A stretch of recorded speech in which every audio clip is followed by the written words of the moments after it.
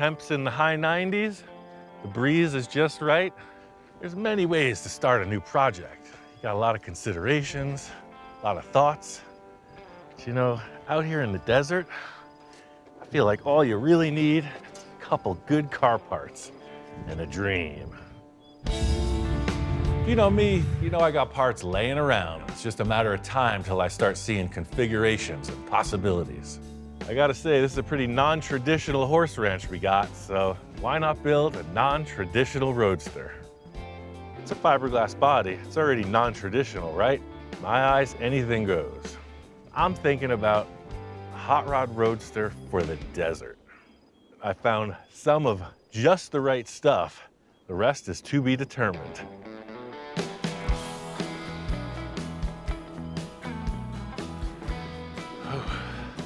I can only remember which way was north. My shop's around here somewhere. All this wandering around the desert can really wear a guy out. As you can see, I am in need of some transportation. Water. Water. Got a little body, got a little chassis, and I got an engine. This fine piece of Americana. Some folks say it's a 360. Some folks say it's a 390. Universal agreement is it's a Ford FE engine from 1975. What do I know? It has some cool valve covers, so I bought it.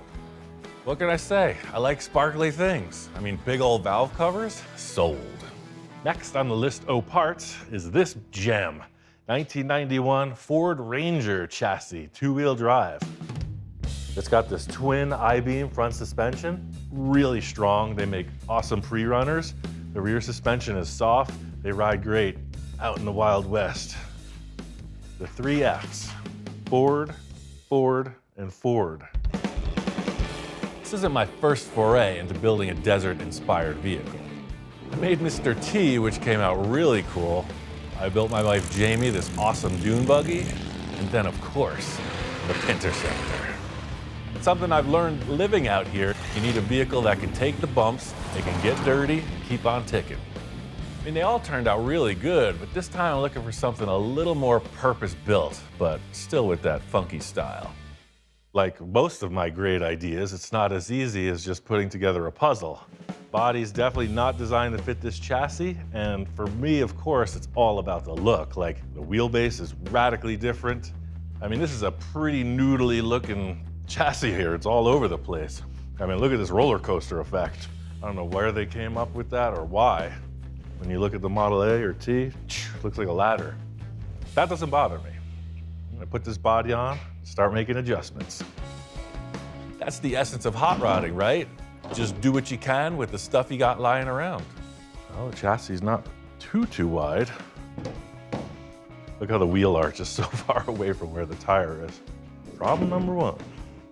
It looks like the body's got to be sitting somewhere in that orientation. The wheelbase looks extremely long as well.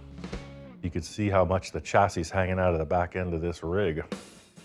One of my main challenges at this point is to not cut the chassis. I don't want to disrupt the geometry of the way this thing was built from the factory. I got to find a way to make it look good in stock form. Well, we know the body don't fit. Let's see how bad the engine mashup is. This truck would have a V6 or a 4-cylinder in it, and I'm stuffing a big old Ford engine in it. That's all about the mock-up stage, right? Just keeping an open mind. We're just kind of stacking parts as usual. So the stock engine would want to fit here, where this little cross member is. What if we took the engine, moved it rearward, and dropped it down so that it would be straddling that cross member back to the firewall, like it should be in a roadster. And then you got the look of the hot rod with the tires out front, no? Not looking at the chassis, I'm just looking at this. Body and the engine have to look good together. I'm not looking at the front of the chassis or the rear of the chassis. It looks good. You might be wondering, Ian, are you suffering from heat exhaustion? Do you need glasses?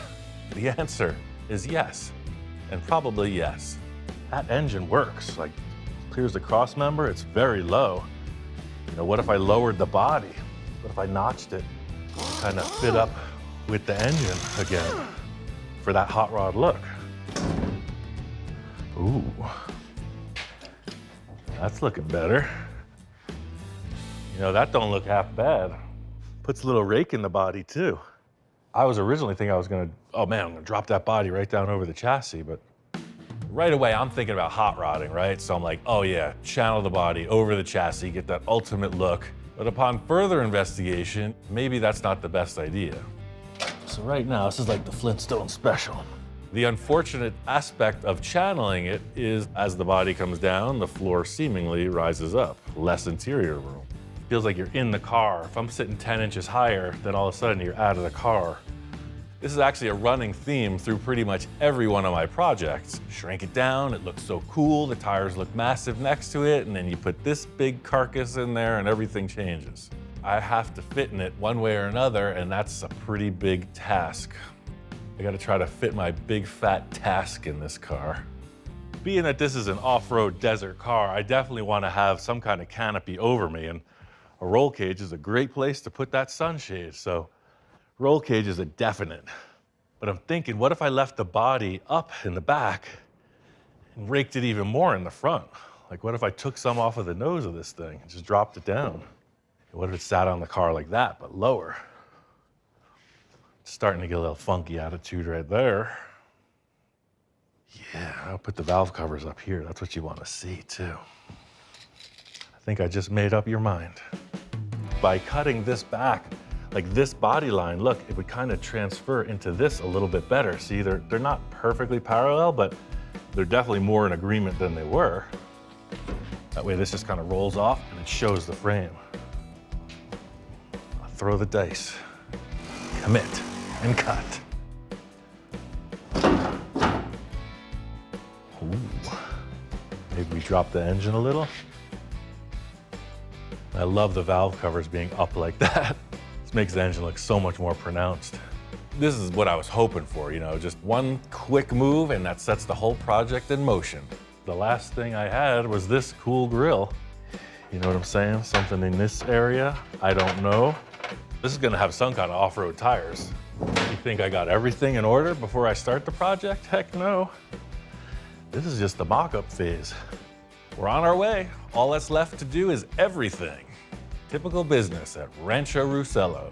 What this thing needs next is a little TLC, a little tender loving cutting. Got some ideas. We've got our initial mock-up in place. Now it's time to bring some envisioning to life, my favorite pastime. This is where I want the body to land for here, ever after. I'm really not happy with seeing this trailer hitch and all this cross member stuff. I'm gonna put a roll cage in it, but firstly, I wanna get rid of this rear cross member and replace it with a round tube. It'll look a little bit more race truck. The whole idea here is to make it appear like with a hot rod, you know, pretty much the tires are the main statement, not a bunch of extra stuff. You know, a truck would have bumpers, a tow hitch, none of that on this rig. Chassis rails are gonna stay because they're supporting the leaf spring perches. I'm gonna make the tube frame first and then cut all this out. For this part of the project and the rest of all the tubing fabrication, I'm using 1.5 inch with 1/8 inch wall round tube. Probably not the stoutest choice for a serious off-road machine, but for this desert cruiser, it'll be perfect. The thing about off-road vehicles is like the functionality, these tube structures, that's the aesthetic. These things get tricked out. Some look super techy and some are more artsy. Mine would be more artsy, still looking techy.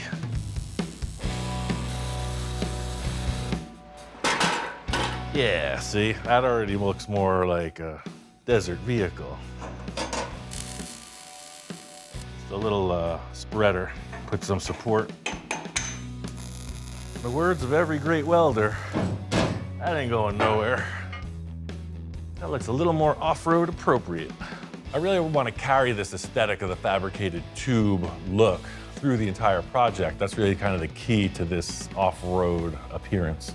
It's got to perform in the desert, it's got to look cool. So I got to thinking, Self, if you could build any kind of roll cage for this car, you wouldn't really follow the perfect CAD design of the ultimate structure, right? And I said, yeah, that's right. So why don't we curve some tubes to match the back of the car? So I did. And here it is. It has the potential to follow in the back of that car, does it not? But it'll also add something, the funk factor. So they don't turn down, they turn to wherever they land on the rear hoop, like that. So we spliced it with a straight shot. Does that look weird to you? Looks pretty weird to me. Let's carry on. In a perfect hot rod world, you'd have a chop top, right? But this isn't that type of thing. Headroom is gonna matter. Most of the time, it's all about the look, right? Like, I don't care if I'm crunched in there like a monster. But if you've been off-road and ever had the roll bar banging against your head for the entire ride, you change your mind about things. Principal factor in this look, because you think of a hot rod, chopped, channeled, lowered. This thing is pretty tall, and the roof, it looks to fit me, is gonna be even taller. Dang it. Why'd mama make me so tall? Can't even build a cool dune buggy. I mean, that's fun buggy style for sure, but I don't know. That looks really tall. The real challenge here is to have a true roll cage, it's gotta protect your neck. And if it doesn't, then what is it? At the same time, you don't want it to look like, one of those big hi-hats. So I think what's gonna sell this is having the rest of the cage in place. Right now, it's just throwing me off because I'm thinking about like a Manx-style buggy where it just have one hoop over the back, and that proportions everything. We're gonna have a structure. Did a little trimming, and I cut down the overhead roll bars as much as I felt comfortable doing. I want to get the rest of the cage structure in place and then see how it feels. So these little cuts here are called fish mouths because that's why. The whole idea here is it's adjustable. Right now, these little fish mouths will allow these bars to pivot, so just kind of centering some stuff. Once you start climbing in, and you're 6'2", so you can see this, right? It looks a little awkward, but this is me sitting right on the chassis, no seat. So what might help put it in proportion more, so maybe it doesn't look like it just has a big box stuck on top, is the rear bars. That's sort of what I was seeing back here. But the question is, where this doesn't just turn down to here, this is gonna come as a straight shot back to there. Where the old duct tape helping hand comes in. So see, that's gonna hit there. Yeah, I could see that working.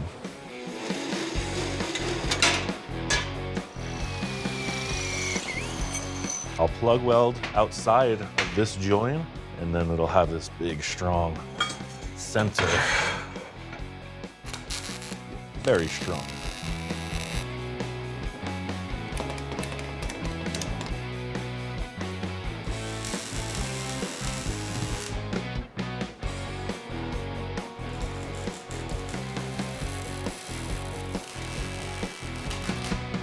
So seeing those rear bars on there, it doesn't look so much like there's a big box stuck on top.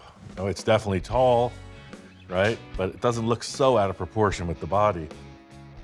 I want to cut the front of this off and then decide what the tubes do going back to the cage. But the steering box is going to be the limiting factor because it's ahead of this cross member. So you could see, got a big old steering box sticking out ahead of the thing. I guess I'll just keep it at that. I'll cut right to that box. Just like the back of the chassis stuck out so far, the front of this chassis is gonna stick out as well. Sometimes limitations are a good thing. We can all just dream of idyllic situations, but occasionally you gotta work with what you got. But I think maybe a curve in the nose section, instead of coming down to a hard taper like that. I'm thinking maybe it'll have like a bend, it'll just curve up and forward. Because I'm trying to make the front of the chassis look as minimal as possible. So see, I was seeing something like that as the front of the chassis instead. And maybe I could pull that back to say here. and it gets that hard edge off the front of the chassis. That steering box is definitely a permanent install. We're gonna work around it. Oh yeah. Looks like a hood line now, albeit a long hood. At least it has some kind of a flow. Before I get the front part of the cage welded, I want to get the engine in. The positioning of the engine is pretty critical. This is what I was really trying to show off. Get that, I mean, these valve covers, they're not going to be yellow in the end, obviously, but let me express my enthusiasm.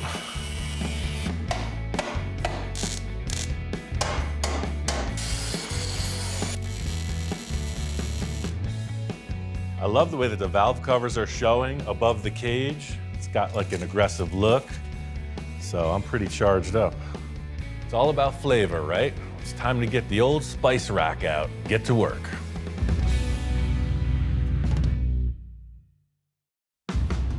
Just getting these tubes in place is really helping me with the proportion. You know, the roof height was a real problem for me, but now seeing this long stretched out front, you know, gives the tube chassis a little more proportion, I think. The rake being transferred down to the hood, it all looks like it's in alignment. The thing that's bugging me proportion-wise are these puny little trailer tires. When it comes to options for tires and wheel style, sky's the limit as usual. Is it a sand car? Will it have paddles and skinny tires on the front? Is it a monster truck, you know, with the huge 44-inch tires? I was like, this thing is looking pretty functional. Definitely needs something with tread, something meaty looking, but I thought that like something like this would be best. Yeah, I saw an ad for these babies, and it just seemed right. They're 35 by 12.5 on these centerline style wheels, and so you could really see the difference between these guys and the 14-inch trailer units. Yeah, look at that. That's quite a bit larger. When I saw these tires, I knew they were just the right thing. The first thing it made me think of is one of those RC cars that are like so capable, you know, jumping and going over everything. Even though it's a hot rod, the big and little combo isn't really what I'm thinking for the desert. That beefs it up a bit. Oh yeah, this changes the proportion issue like 100%. All of a sudden, it looks like it should be this way. That's what I was looking for, even though I didn't know what I was looking for. I love the discovery process of these builds. You know, you just get apart, move forward, make a couple decisions, find some more stuff, carry on. And that's always been a real kick for me. Source what you got. Got an old pickup truck engine, newer pickup truck chassis. This is the most expensive part of the build, the steel tubes. My approach is always parts first, ideas second. The parts lead to the ideas. It's like looking in front of you at a buffet. But I do want something coming across. Right now, the steering box is the front bumper, and that's not a good thing. So I'm gonna at least want a couple tubes to protect that. Set this down here. Boom, steering box is out the way. I'll just come in with another one. I just set back just a little bit, give it a little motion. Yeah, but that grill is definitely too tall. I like it sitting there. Roughly 39. 41. That means we have to take 2 inches off. What I liked first and foremost when I saw it was I couldn't identify it.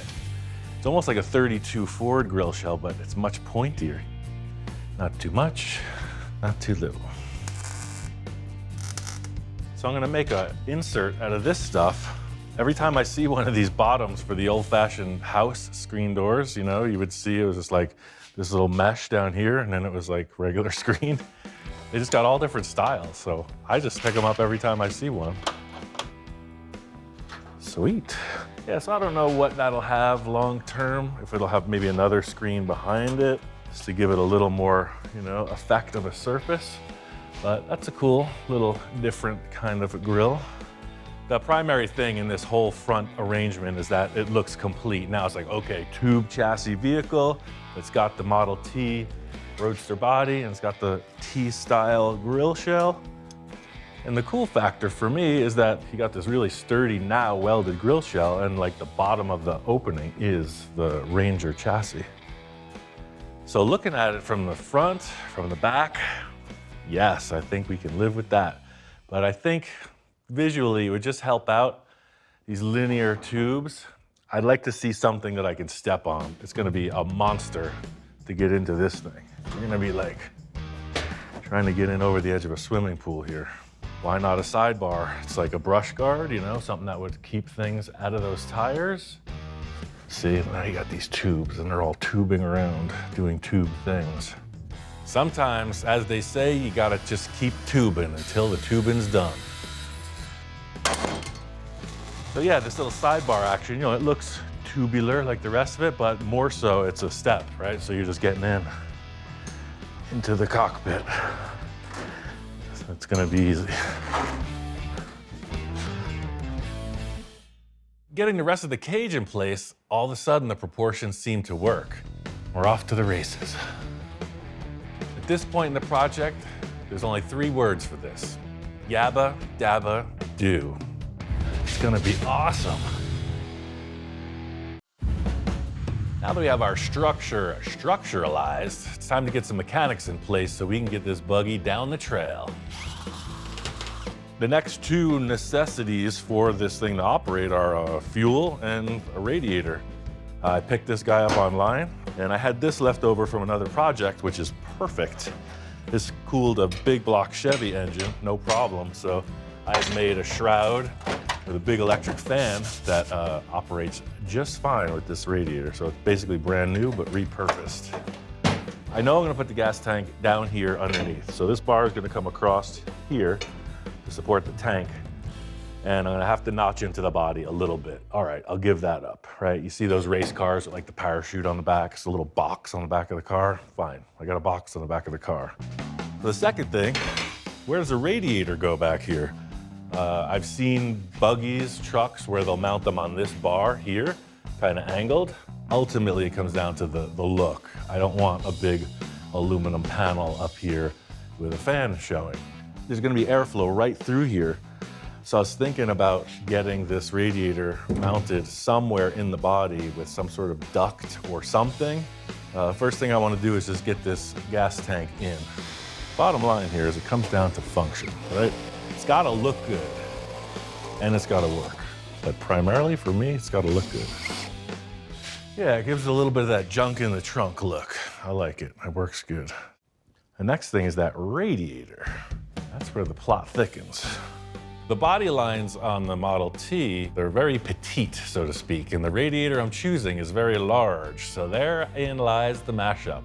Can't put the radiator in front, that's a challenge. I kind of see the radiator sitting in the body, but I want to open the body a bit so that it can get a lot of air, obviously. Cutting like what you would see for a rumble seat, like this used to be a lid, and then maybe we can push this down a little bit to expose the radiator more, or maybe we just cut it out as if it was just an open panel. Just in thinking about hot rods and old Fords, I'm like, man, maybe like the Model A style where there was a rumble seat in the back, maybe make an open area where there could have been a lid and sink the radiator in there.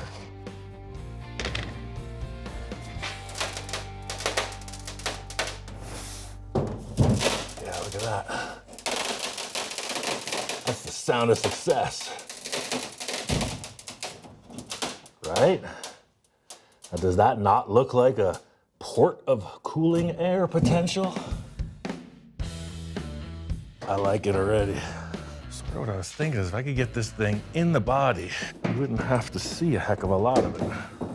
Aesthetically, sticking up, not so good. So if I trim out some of this material, I'm able to lay that back. The surface area is still there, it's just reclined, kind of like what you'll see like in the front of a Corvette. In my world, everything's up for the slice and dice. I mean, if the radiator doesn't fit, all we have is a giant hole in the back of the car. So that fiberglass was so flexible, I just shorted up with this piece of steel so that I could push that down and tack that flap down. Yeah, that's getting close. So you see now that radiator is just direct, right to the atmosphere. This is exactly what I was envisioning. You know, the radiator's tucked in, you got the feeling of there could be a rumble seat in there. Thinking about the mix of like a hot rod and a desert vehicle, you know, this has the look we're going for, but I got one more idea for the deck lid area. So let's see if we were to do another one, and at about that distance, I think. This is just something I've seen in race cars to lighten them, etc. But I'm like, I need some airflow. It'll help come down into the radiator and out the back of the car. So it kind of looks more racy and it works to move the air. Heck yeah, that's looking more like it now. The old Swiss cheese effect. I gotta say, I'm pretty relieved. It's a pretty unorthodox approach, but I think it's gonna work. So for the next thing, aesthetics-wise and function-wise, of course, is the intake and the exhaust, you know, like how's it breathe? That's always a huge part of the character of a machine as well. And I got a couple ideas. Something old, something new.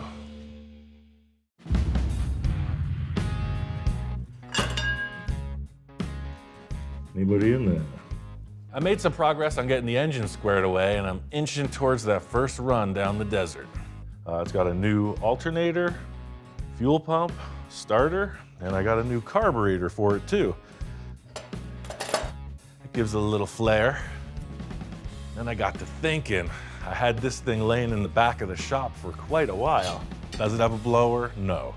But does it have the look? Uh-huh.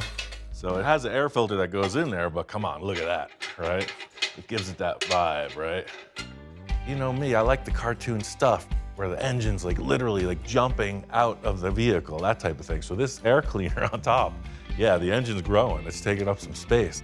Well, does the exhaust, is it just mild? Is it under the car and out the back? I don't think so. It's gotta have something weird looking. Well, sir, if weird is what you are seeking, you've come to the right place. I got some exhaust headers with this engine. They're Hedman headers. They're perfectly usable. They're just dirty. They got some rust, but I mean, that's par for the course. So you can see the way that that comes out. This chassis, 100% in the way. I mean, does it look kind of cool hanging outside the rig? Yeah, it does. And it's like, well, what if we just did this? What if we put it up into the back? That's pretty wild looking. Like, I love the bottom end of these. You never even see this because this is under the vehicle all the time. So it's got like that cool twisty tubey effect. Yeah, I think I want to get a couple bolts and just put these on, see how they look. Yeah, I mean, who knows? Stranger things have happened, right? Yeah, that's just weird enough to sell it for me. Like a bat. I mean, what are you gonna do, run a pipe out here that you have to climb over when you get in and out of the car? I don't think so. What I do think is those like sprint cars, they run these little mini mufflers, so it's like a header dump right now exhaust. Yeah, look at this. Basically, you know, it makes it legal for the track. It's just the simplest of simple baffles. I was like, man, that looks pretty like industrial strength. It's all business. So, I mean, if I cut this back, shorten it up as much as possible, why not, right? Is it gonna be loud? Yeah. So I'm gonna cut the end of this off and see what it looks like.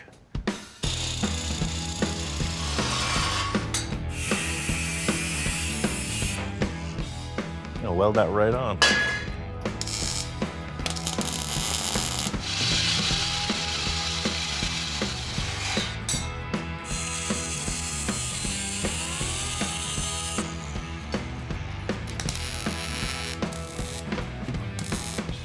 Perfect harmony with everything else that I've built. It looks way faster than it actually is, so that's a bonus. Definitely like, whoa, is it a race car? Is it a jalopy?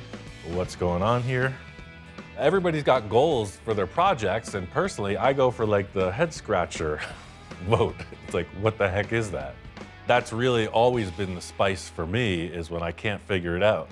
So the big question on my mind was seating arrangements. These things are very tiny inside. Once I put that transmission in, I was like, whoa, whoa, whoa, whoa, whoa. We ran out of room real quick. By putting these bars in, I snugged up the interior space by a good 6 inches as well. So I'm just gonna throw this piece of plywood in as a reference of the floor height. I was over at my buddy Tom's house, and he's like, dude, come over, I got the seats for your hot rod, check them out. So I did, I checked them out. Ford Econoline van seats. I love the green and black two-tone. This curved bottom. It's super cool. I chucked it in the car. Look at that. Is that not perfection? The height, the colors, the stitching, the fact that it's Ford. Everything on this is Ford. It's awesome. I mean, yes, yes, and yes. But there was one thing I wasn't considering, and that's this. Look what happens when you put this in that.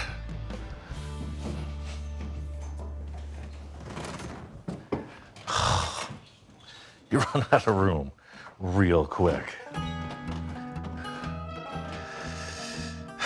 There's nowhere to put this other leg. Where do I put it over here? I just make it a bench seat. That's what I was trying to get away from. As much as I like them, you can see that this is 5 pounds of trash in a 1 pound bag.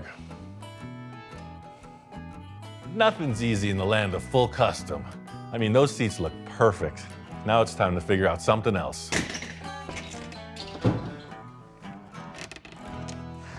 See, by sitting down lower, you got some room.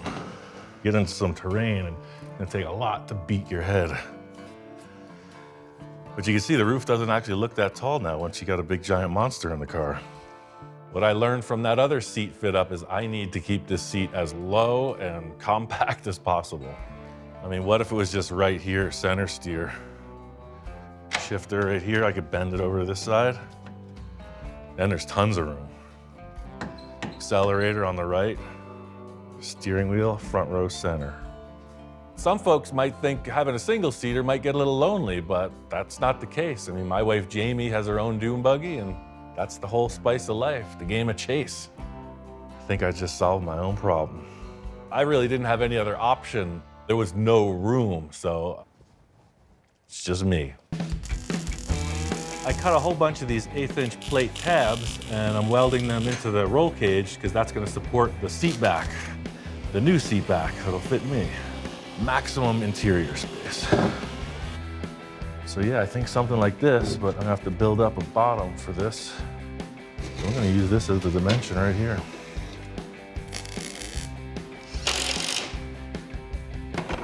Set up my marks.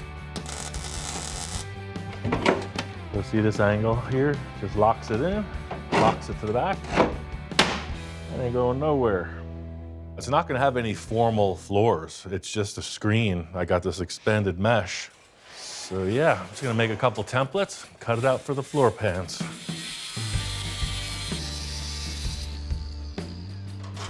I'm not gonna weld this in until it's running and it's proven that the transmission is working. It's not all metal and plywood. I have a softer side. You know, I have an idea to enhance the driving experience. So I was thinking what would be super durable and usable as a seat cover. This is Dude's dog bed. Dude is no longer with us, so I don't think he's gonna be needing his bed. And I think he would definitely approve of having the seat made out of this. It's got all this good plush padding, and then I can nip and tuck this good canvas to fit the seat back. Is that not tailor-made? Yes, it's true in his younger years, Dude was a little hesitant to share his prized possessions. This is being repurposed. It's just part of what we do here. I know, it's your favorite accessory, but look at that. Don't look so concerned, man. I'll get you another one.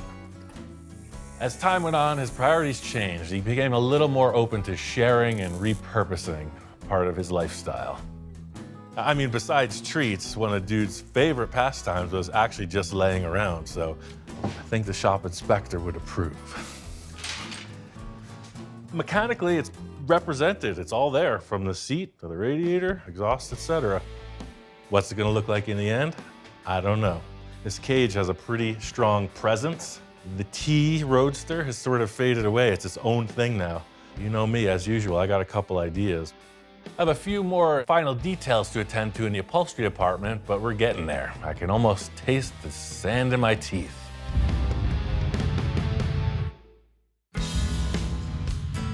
I just did a quick scuff with Scotch-Brite and just flat black and the whole thing. Fuel cell, chassis, engine. The headers are coated with a high heat. I think it's starting to look a little bit better. We're at the critical point. Got all the busy work attended to. Now we got a blank canvas. What's next? I'm not one of the great painters in the world for sure, but I've done some stuff. My style is basically simple, so I'm gonna keep this with a spray can finish. Well, is it racing inspired? Is it cartoon inspired? I think so. I think I want to bring a little bit of roadster hot rod back into the equation. Me looking at it, the big statement right now is the exhaust, right? Some effect's got to be represented coming out of that. You see it a lot in hot rodding. Flames. So that's why I'm not going to do them. Just thinking out loud, I'm just wondering what other natural elements we could incorporate to really make this project speak out. I'm talking about something heavenly, something from above. Greased lightning. Maybe that.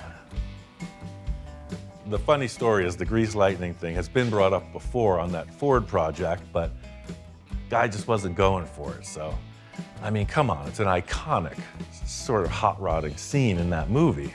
I think it was a 41 Ford, the white car with that silver kind of lightning bolt thing on the side. Super gaudy, like one of the worst paint jobs ever, I think. That's why it deserves some recognition.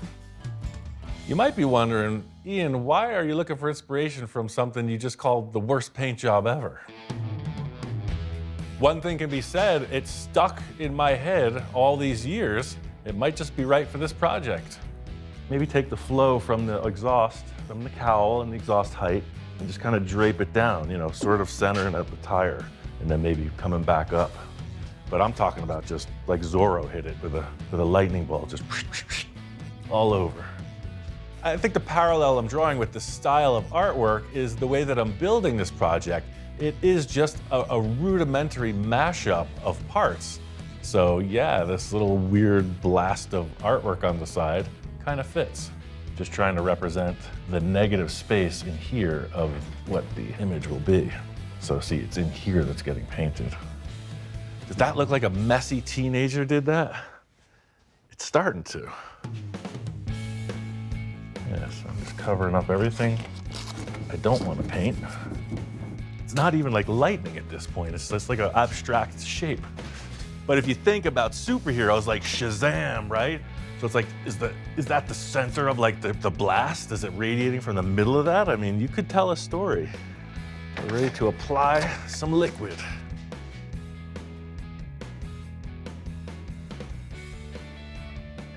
Not a man of indecision. Once you give it the double take to certify, what else is there? It's about as low tech as it gets. So this is called stainless steel, this color. This isn't gonna be just a simple, one-shot deal on the layout. So I'm leaving the rest of the car masked and I'm just pulling back against that negative shape of the design. Guy in his garage. Can of spray paint in a dream. That's weird. That's weird enough to be a keeper. Checking this out, it's like, yeah, it gives you a feeling of motion. The body was pretty boring, just this matte black shape. So this little graphic really spices it up. What I'm thinking is a border on the silver. Gives it a nice little frame surrounding that. I have a plethora of options here. I've got some pink, got some blue. And I could go wild with it. Look at that pearl. I don't know, that could really take it over the top, huh? I got options, I got spray cans. We'll see what develops. I mean, anything can happen. And then we ride.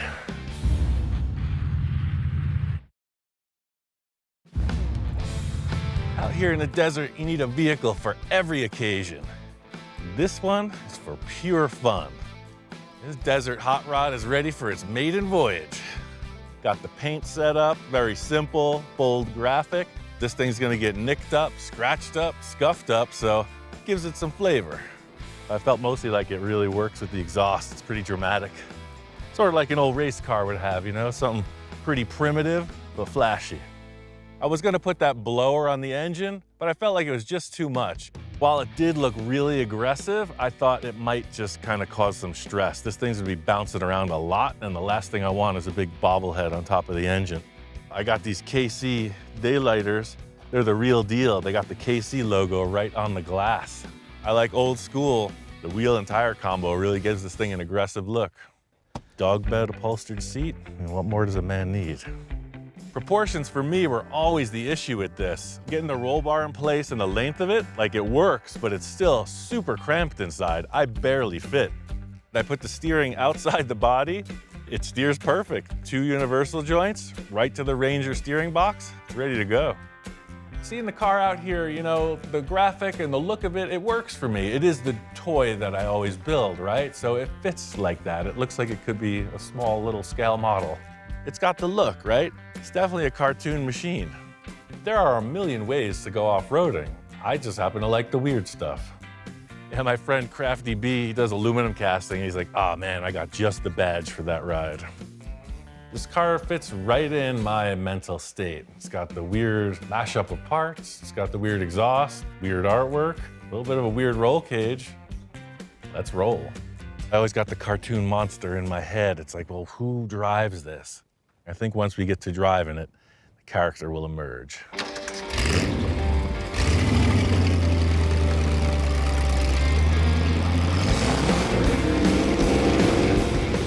This rig is perfect for this environment, you know. It was built exactly for this terrain. It's gotta be able to take the rough stuff. It is excessively hot and it is brutally bumpy. So for a machine to hold together out here, it's gotta hold up to those demands.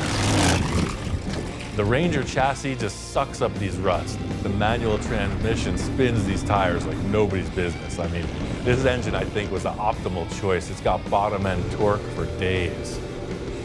The sound of the exhaust right there in stereo, pure adrenaline rush. It's intense.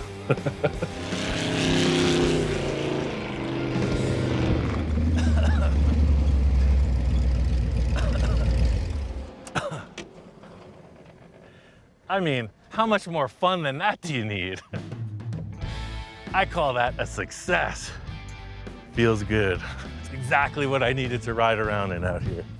I don't know, something just struck me. I think I might have met my soulmate. This is how it's meant to look. That's why I didn't want to get crazy with the paint job. It's supposed to look dirty and desertified. I mean, dude would definitely appreciate this. Even after being out here for the whole shakedown run, this project still doesn't have a name. Definitely has something to do with dirt. I'll give it that. I gotta say, I need some chapstick and an ice-cold adult beverage after all that. What a day. It's time to have a little more fun.